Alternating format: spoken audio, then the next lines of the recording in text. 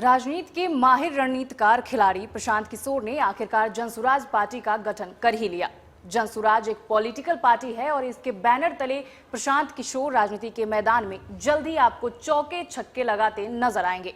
और पीके की निगाह पिच पर फील्डिंग कर रहे हर उन खिलाड़ियों पर टिकी होगी जहां से वे गैप ढूंढते हुए अपनी गेंद को बाउंड्री के पार भेजना चाहेंगे।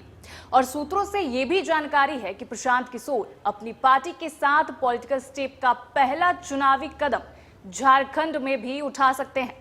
नमस्कार, मैं निशा राय। बने रहिएगा हमारे इस वीडियो के साथ क्योंकि इसमें कई ऐसी चौंकाने वाली बातें आपसे साझा करूंगी जिसको आप सुनना और समझना भी चाहेंगे।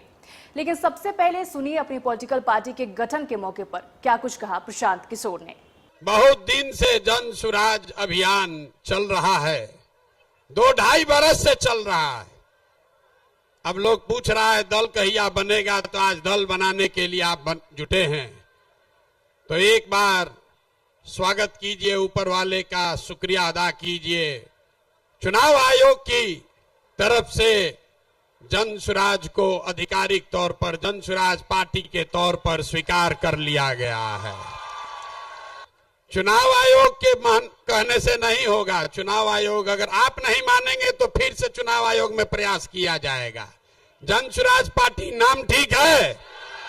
ठीक है भाई, सबने अप्रूव कर दिया ना। कहा कि हाथ बिना उठाए कीजिएगा तो होगा।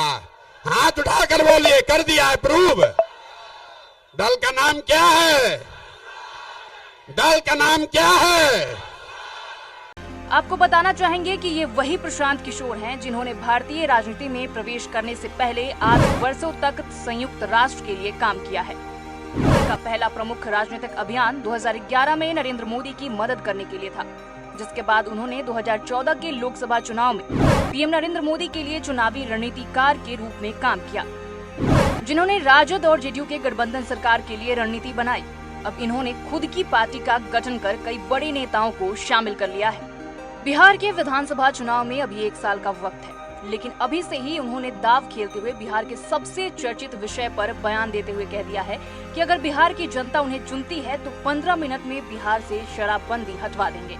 और जिस मजबूत रणनीति के साथ ये मैदान में उतरे हैं, ऐसे में कोई शक नहीं कि बिहार के आगामी विधानसभा चुनाव में सीएम नीतीश की सत्ता हिल सकती है। साथ ही अब तो सूत्रों के हवाले से ये भी खबर है कि झारखंड में ये 20 सीटों पर विधानसभा चुनाव भी लड़ सकते हैं। फिलहाल पीके के सामने कई सारी चुनौतियां भी हैं। आइए आपको बताते हैं कि ये पार्टी किस तरह से अन्य पार्टियों पर भारी पड़ सकती है और प्रशांत किशोर के सामने कौन कौन सी चुनौतियां हैं। पीके की पार्टी का एजेंडा बेरोजगारी, पलायन से लेकर पिछड़ेपन तक को बनाया मुद्दा। पलायन, गरीबी रोकने के लिए राज्य में रोजगार की गारंटी, गरीबों के लिए सामाजिक पेंशन की राशि बढ़ाने की भी की बात, पंचायतों के विकास के लिए प्लान, 8,500 पंचायतों तक पद यात्रा, सत्ता में आने के 15 मिनट के भीतर ही शराबबंदी होगी खत्म, बिहार के लिए जनसुराज का रोड मैप फरवरी तक हो जाएगा तैयार। इन एजेंडों के जरिए प्रशांत किशोर आगामी विधानसभा के चुनावी मैदान में उतरेंगे और इसमें कोई शक नहीं कि ये मुद्दे वाकई गंभीर है, जिससे बिहार की जनता इनकी वोट बैंक में तब्दील हो सकती है। प्रशांत किशोर की क्या है चुनौतियां? सियासत में कदम रख रही जनसुराज के सामने चुनौतियां भी ज्यादा हैं। आरजेडी और जेडीयू जैसे मजबूत क्षेत्रीय दल के साथ होगा आमना सामना। जातियों के गणित में उलझी बिहार के सियासत को क्या क्रैक कर पाएंगे पीके? एक एक जाति की एक एक पार्टी, जातीय राजनीति पीके के लिए चुनौतीपूर्ण। पीके के शराबबंदी खत्म करने की बात से घट सकती है महिला मतदाता। अन्य पार्टियों के नेताओं को साथ लेकर अलग तरह की पार्टी साबित करने की भी चुनौती।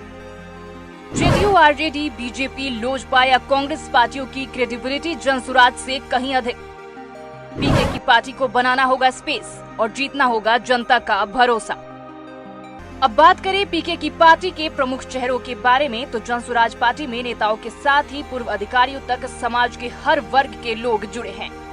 जनसुराज से जुड़े कद्दावर चेहरों की बात करें तो केंद्र में मंत्री रह चुके डीपी यादव, बीजेपी के पूर्व सांसद छेदी पासवान, पूर्व सांसद पूर्णमासी राम से लेकर मुनजीर हसन तक कई बड़े नेता जनसुराज से जुड़ चुके हैं।